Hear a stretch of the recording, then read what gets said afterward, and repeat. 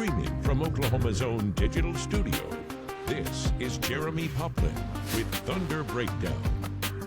That's right. It's time for another Thunder Breakdown. Welcome in, everyone, here from the digital desk. My name is Jeremie Poplin as we come to you live the day after Oklahoma City inches that much closer to closing out the Denver Nuggets after an absolutely bonkers game last night at the Paycom Center in Oklahoma City.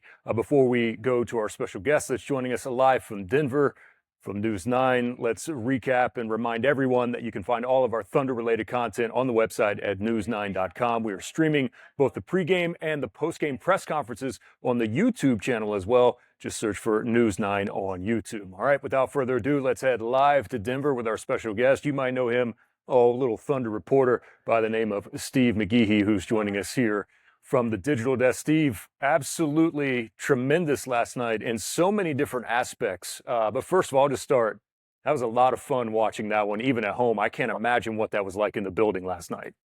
I was nervous, and it gave me a headache.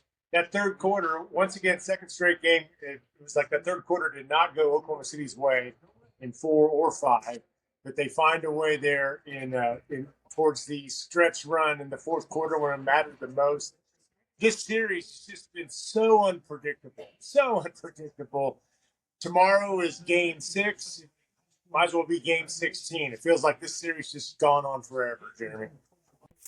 It has, and I was thinking about that on the way in, and mainly, they get a win in the next game. That's 8 wins that they've had in the playoffs. That's only halfway to their goal. So we got a long way to go.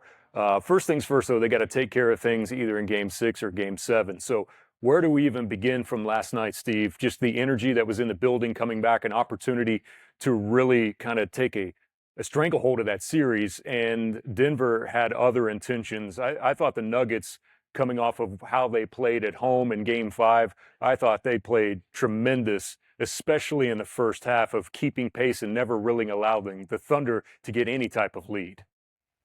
The Nuggets did everything right. They got down 14 to 2. No, it was 12 to 2. And then they go on about a 14 to 4 run and take control of the game. And that third quarter, Jokic and Murray especially, was phenomenal in that third quarter. And they got they got up to 12, didn't they? 12 or 11 points. I can't read my scribble on the writing. They were scoring. They hit 5 threes, I think, in the 5. Was it 5 threes or 7 threes? I don't have the stats in front of me, but they had a bunch of threes in the third quarter, and it did not look good for Oklahoma City at all. It felt like the third quarter in game number 4. And then the fourth quarter starts, and you start to see a shift. Denver did everything right except in the final 7 minutes. It was Jokic had a couple of field goals, and it wasn't until Jamal Murray late with a go ahead and drive in for a layup basket. It was so hard for them to score, and credit the Thunder defense for that. But just an incredible atmosphere last night, and I think it had a lot to do with that Thunder comeback. Lu hits a 3, and then he hits another 3, and then the roof blew off on his third back-to-back threes. So Lu was the difference in that game. I thought he really sparked the Thunder.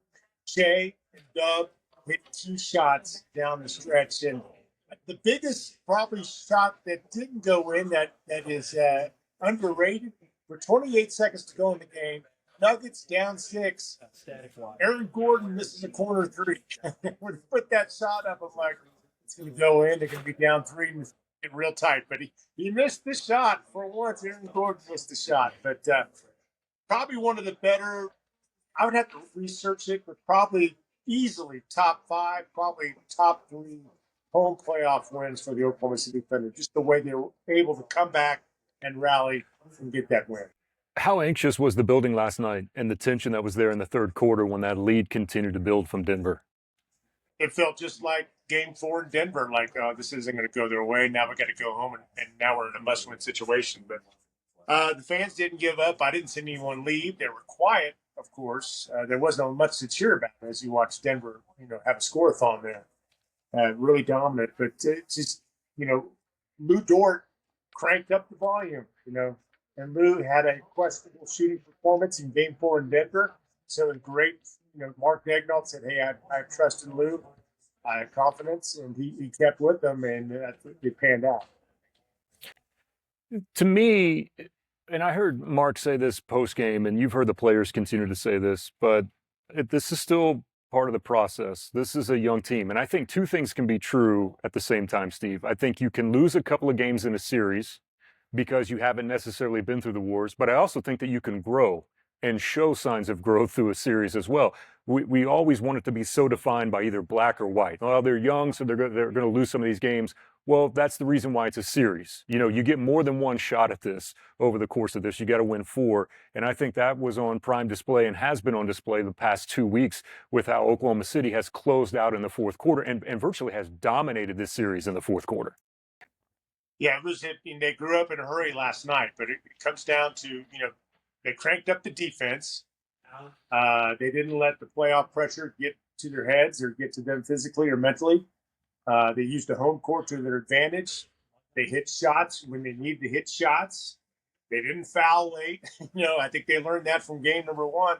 If they don't foul late, this series is over. But, they learned a lot in this game. I think last 2 games have given them, I don't know how much playoff experience, but you can not stop, but kind of lean off a little bit of like they don't have any playoff experience. They've gained a lot of playoff experience in these last 2 games by winning one here at Ball Arena behind me, and then last night rallying in the fourth quarter. It looked like Denver was going to run away with it, but Denver, they couldn't make a shot when they wanted to, and that's when Oklahoma City heated up. But I think the playoff experience is starting to get there. I'm not going to use it. If somehow they lose in this series, they lose 2 in a row, which seems unlikely, I'm not going to blame it on playoff experience. I'm just going to blame it on probably Denver making shots at the right time. And that's what it came down to last night. Denver got cold, Oklahoma City got hot. We'll talk more about the fourth quarter coming up here in just a bit, but let's hear from Mark Daigneault after last night's victory from the Thunder. Close games are, first of all, our execution was excellent. I thought we executed as well as we have, in the playoffs. Down the stretch of a close game, we had a couple in Memphis, and then we had the few here. And our execution was very good. But at the end of the day, those games can come down to one shot, one play. It could go either way. So you can't overreact to the outcome. I just thought our process tonight down the stretch was excellent. We got into stuff. We were organized on both ends of the floor, no breakdowns, and strong execution. I also thought, Steve, that there were a few things that we've seen through the course of this series in terms of lineups that we've seen from Oklahoma City. One of those, and it was referred to last night as the WCW lineup, the Wiggins, Caruso, and why am I just... Yes.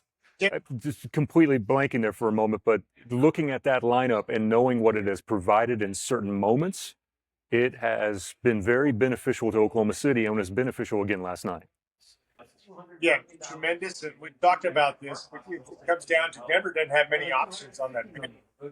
Their starters have to deal with a new wave of players coming in, and Caruso should be starting for a lot of NBA teams out there, and probably Casey Wallace as well. And Jay Will he knows his role on the team. He can hit the 3, but he's in there to bump and grind with Nikola Jokic, who was incredible. But I think in that fourth quarter, after getting pounded,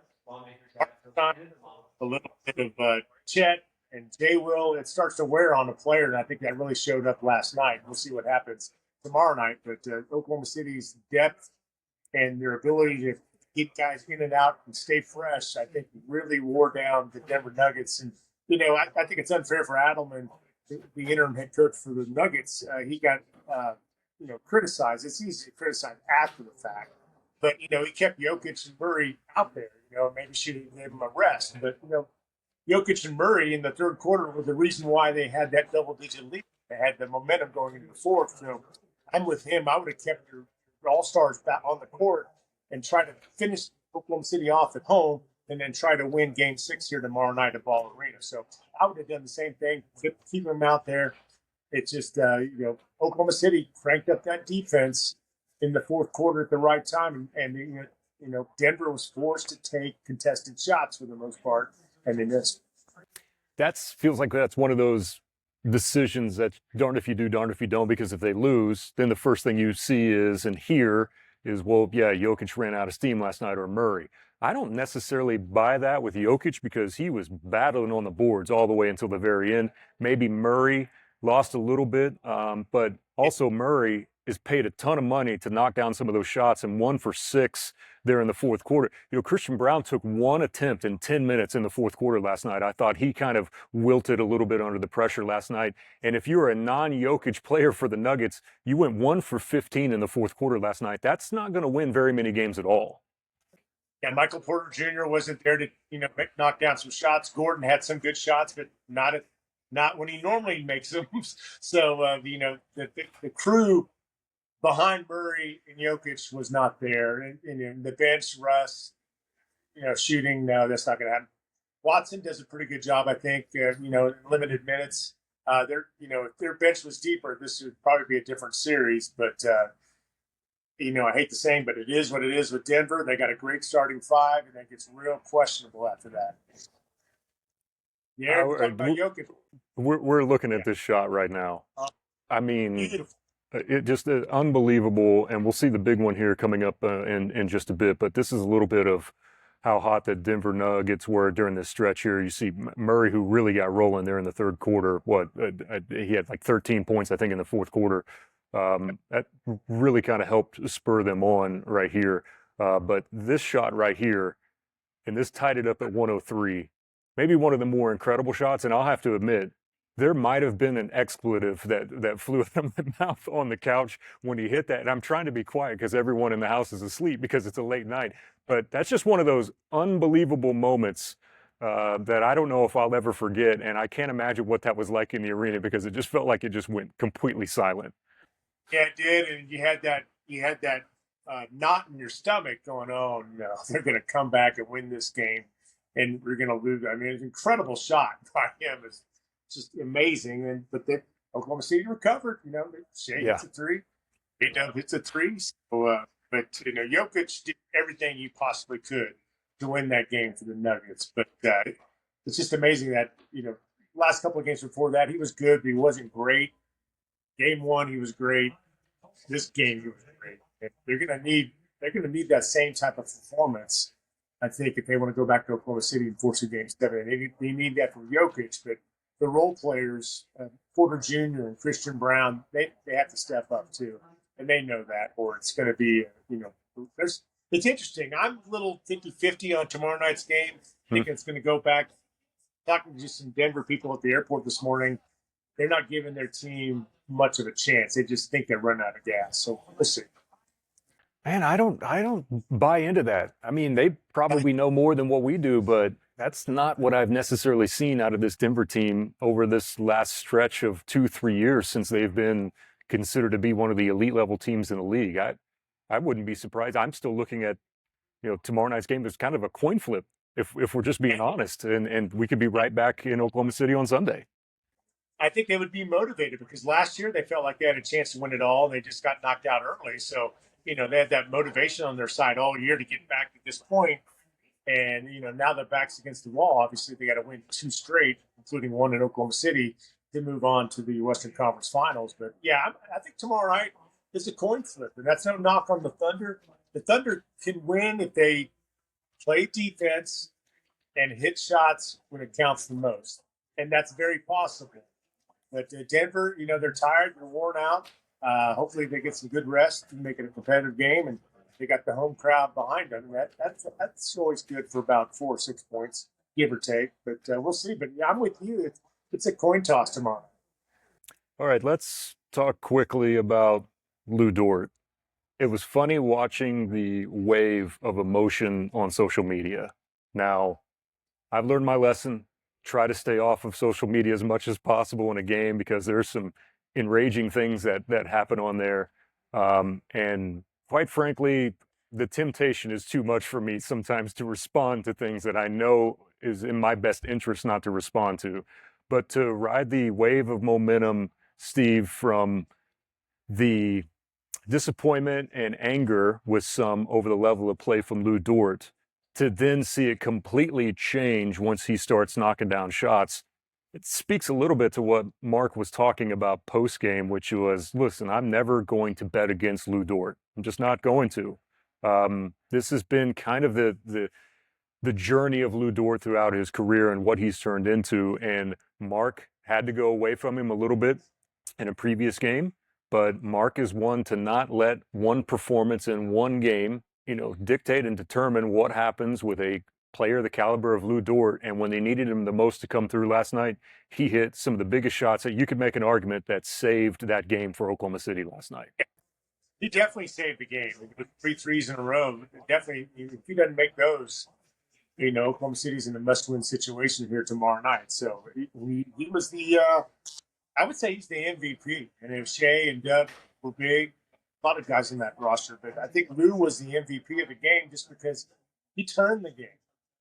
The Nuggets had it control at Paycom on Oklahoma City's home floor, and then Lu Dort, 1, 2, 3, and all of a sudden they're back in the game and defense lifted. But Lu Dort, it's tough to take him off the floor because he's so good on defense. And if you're still questioning maybe he shouldn't be out there, should be taken off maybe more, just watch him. Just focus on Lu Dort on defense and see how many screens he has to fight through to stay with Jamal Murray. I mean, he's always fighting through screens, taking elbows to the gut, to the face, to the neck. He just fights through everything, and that's the kind of player you want. And that a play like that is what wears down the opponent. When you have someone hounding you like that, 24/7, it wears you down. Last thing before we wrap up, I got to bring up 2 individuals. Chet, clearly, but also Isaiah Hartenstein. There was those couple of moments down the stretch in game 4 where that push shot didn't fall for him, and it really looked like here early on there were a couple of plays as well. I think he missed one, I think early in the first, where you're like, okay, is this going to continue down that path? But maybe one of the unsung heroes of the game was Ihart and what he provided for that team last night. Yeah, he had the push shot working, the lefty working, especially there in the first half, and he had a couple of alley-oops. Chet had a couple of alley-oops as well. Those guys, they're a handful to guard because they're Chet's like a point guard almost because he has pretty good feet and basket, create his own shot. And Ihart, you can't really, he's pretty solid with that 8-foot floater with the left hand. They're not going to go in all the time, and that was the issue. I think in game 4 they didn't drop as well, but they still got the win. And for the most part, in the first half, it was working. But it just puts a lot of pressure on Jokic too, and Gordon. When those 2 guys are out there, they got to be on point. And Jokic, the one knock on him maybe is he doesn't have quick feet.